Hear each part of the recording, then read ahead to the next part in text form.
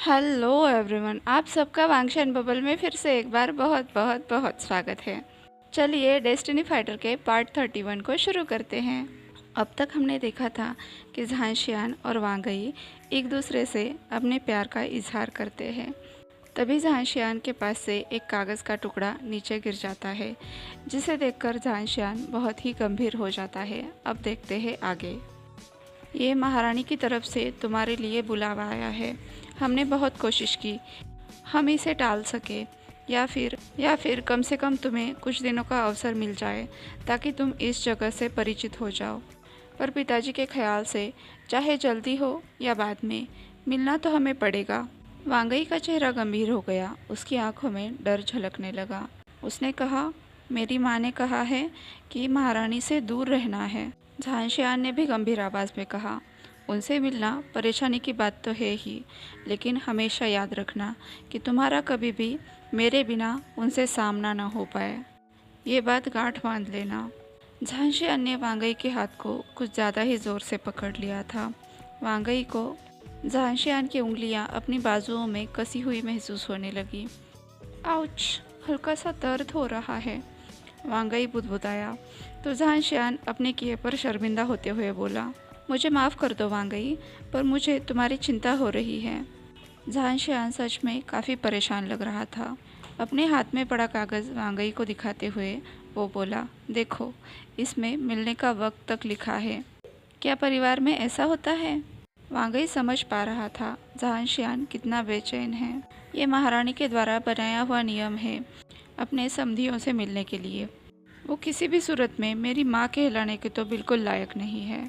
हमारा परिवार भी वहाँ पर होगा, इसलिए संभल कर रहना, क्योंकि वो बहुत ही बुरी और शातिर औरत है। उससे भी बुरी बात यह है कि उसके साथ मेरे दो शैतान भाई भी होंगे।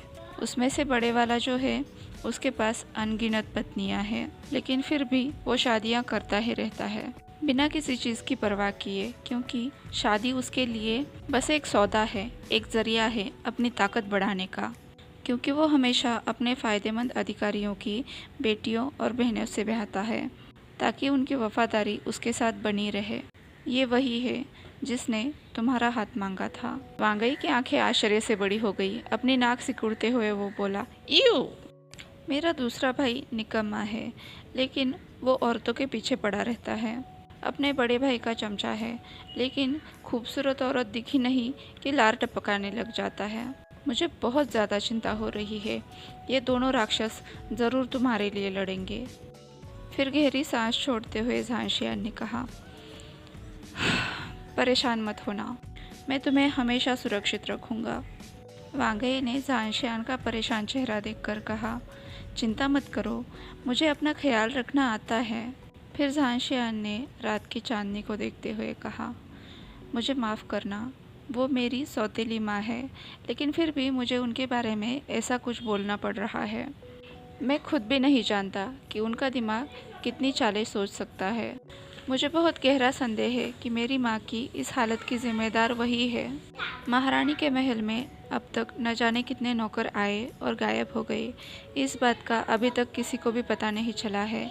इसी से तुम अंदाज़ा लगा सकती हो कि वो कितनी बुरी है। झांशियान अब आसानी से सांस ले पा रहा था। उसके दिल में भरा सारा गुस्सा, सारा दर्द आज उसने वांगई के सामने रखा था। उसे हल्का महसूस होने लगा था। शायद ऐसी बातें उसने अभी तक किसी से भी नहीं की थी। कोई भी उसका सच्चा दोस्त नहीं था। 20 साल से उसके दिल में सिमटा हुआ तूफान आज जाकर थम गया था। अब उसकी बातों से गुस्सा नहीं झलक रहा था। वो वांगई को समझा रहा था, महारानी के नौकर उसकी आज्ञा के खिलाफ नहीं जा सकते। वो जो चाहे उनसे करवा सकती है।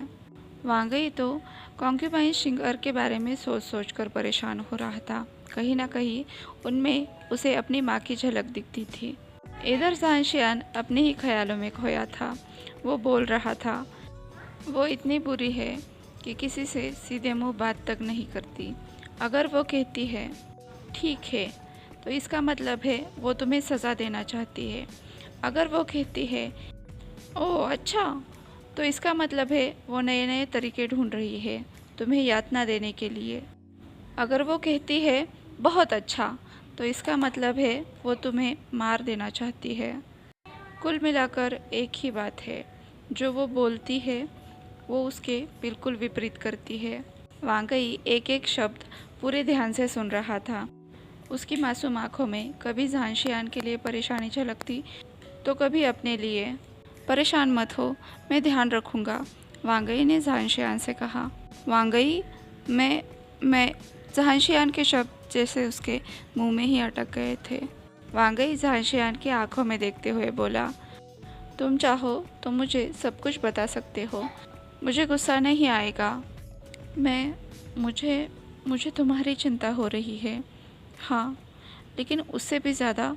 झांशियान बोलते बोलते रुक गया। वांगई ने हाँ में सिर हिलाते हुए पूछा, उससे भी ज़्यादा? झांशियान ने गहरी सांस लेते हुए कहा, मैं राजमहल में पैदा हुआ हूँ, यहीं पर पला बड़ा हूँ। मुझे पता है रास्ते के कांटों को हटाकर कैसे आगे बढ़ा जाता है। मैं ज़िंदगी भर उनसे बचता आया हूँ, लेकिन तुम उसकी आंखें भर आई थी। इस सुहानी चांदनी रात में उसकी पलकों में उसके आंसू चमक रहे थे। वांगई बिल्कुल शांत था, जैसे वो झांशियान के अंदर का तूफान थमने का इंतज़ार कर रहा हो। हमें दर्द देने के लिए, परेशान देखने के लिए वो कुछ भी कर सकती है, और इस बार तुम हमारे साथ हो तो अब तुम उसके निशाने पर हो, झांशियान ने कहा। तो वांगई बोला, ये बात तो अच्छी है ना कि वो तुमसे ज़्यादा मुझ पर निशाना साध रही है, तो फिर तुम्हें तकलीफ़ नहीं होगी ना। इंसान अक्सर खुद को सुरक्षित रखना चाहता है, लेकिन मासूम वांगई खुद से ज़्यादा झांशियान को सुरक्षित रखना चाहता था। ये उसका प्यार था या मासूमियत, ये तो पता नहीं, लेकिन इस बात का झांशियान पर बहुत असर हुआ। वो ज़ोर से चिल्लाया, नहीं नहीं, तुम बहुत खास हो, मुझसे भी ज़्यादा, मेरी ज़िंदगी से भी ज़्यादा। वांगई के चेहरे पर सारे भाव एक साथ दिखने लगे, शक, सदमा और आखिरकार खुशी। झांशियान की बातों से उसका दिल भर आया था। वांगई ने अपनी खूबसूरत पलकें झपकाते हुए कहा, क्या ये इसलिए है क्योंकि हमारी शादी होने वाली है? झांशियान ने हाँ में सिर हिलाते हुए कहा, ये बात तो है, लेकिन उससे भी ज़्यादा ज़रूरी बात यह है कि मुझे समझ आ गया है कि मैं तुम्हारे बिना नहीं रह सकता। ये बात कहते वक्त झांशियान का चेहरा पूरा लाल पड़ चुका था। वांगई की भौहें सिकुड़ी, वो ज़मीन की तरफ देख रहा था। उसने कहा, ठीक है, फिर मैं अपने आप को सुरक्षित रखूँगा तुम्हारे लिए, ताकि तुम परेशान ना हो। झांशियान उसकी तरफ देखकर मुस्कुराया और कहा, खुद को सुरक्षित रखना यही सबसे ज़रूरी काम है। क्या मैं खुद को अपने लिए भी सुरक्षित रख सकता हूँ? मेरे ख्याल से अगर मैं दो लोगों के लिए अपने आप को सुरक्षित रखूँगा तो मैं ज़्यादा सुरक्षित रहूँगा, वांगई ने मुस्कुराते हुए कहा। उसकी मुस्कुराहट देखकर झांशियान का दिल और भी ज़ोरों से धड़कने लगा। तुम इतनी प्यारी क्यों हो मेरी वांगई? झांशियान ने कहा और वांगई के गालों पर पिंच किया, मुलायम। उसके दिल में ये बात आई। वांगई ने कहा, तुम शिजनगा के तरह क्यों हो, हमेशा मेरे गालों पर पिंच करते रहते हो। क्योंकि अब उसके गाल लाल हो चुके थे जहाँ पर झांशियान ने पिंच किया था। झांशियान तो शौक में था, वो नहीं चाहता था कि वांगई उसको अपने भाई की तरह समझे। वांगई जंप करके झांशियान के पीठ पर आ गया। उसने कहा, जब मैं छोटा था तब हमेशा सिचेंग मेरे गालों को पिंच किया करते थे और फिर मुझे ऐसे बाहों में लिया करते थे। अब क्या तुम भी मुझे बाहों में लोगे और मुझे गोल गोल घुमाओगे?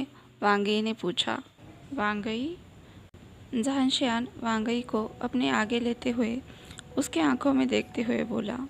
वांगई को ऐसा लगा जैसे वो नज़रें उसके आत्मा तक पहुंच रही है। वांगई ने कहा। उसकी दिल की धड़कनें बहुत तेज़ हो गई थी। अचानक से वो बुदबुदाया, मुझे बाहों में लेने की कोई ज़रूरत नहीं है। वो एक कदम पीछे हटा।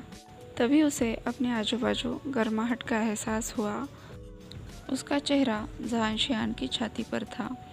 झांशियान की खुशबू उसे पूरी तरह से सुरक्षित होने का एहसास दिला रही थी। उसे समझ आ रहा था झांशियान उससे प्यार कर रहा है और ऊपर से वो कह भी तो रहा था, मैं तुम्हें एक साथी की तरह गले लगा रहा हूँ, जैसे पति अपनी पत्नी को गले लगाता है। आज के लिए बस इतना ही। आपसे कल मिलती हूँ। तब तक के लिए अपना ख्याल रखिए। मेरे चैनल को अभी तक सब्सक्राइब नहीं किया है तो सब्सक्राइब कर लीजिए। वीडियो पसंद आया हो तो इसे लाइक, शेयर और कमेंट कर दीजिए। और हाँ, वांगशन बबल में खुश रहिए। Thank you.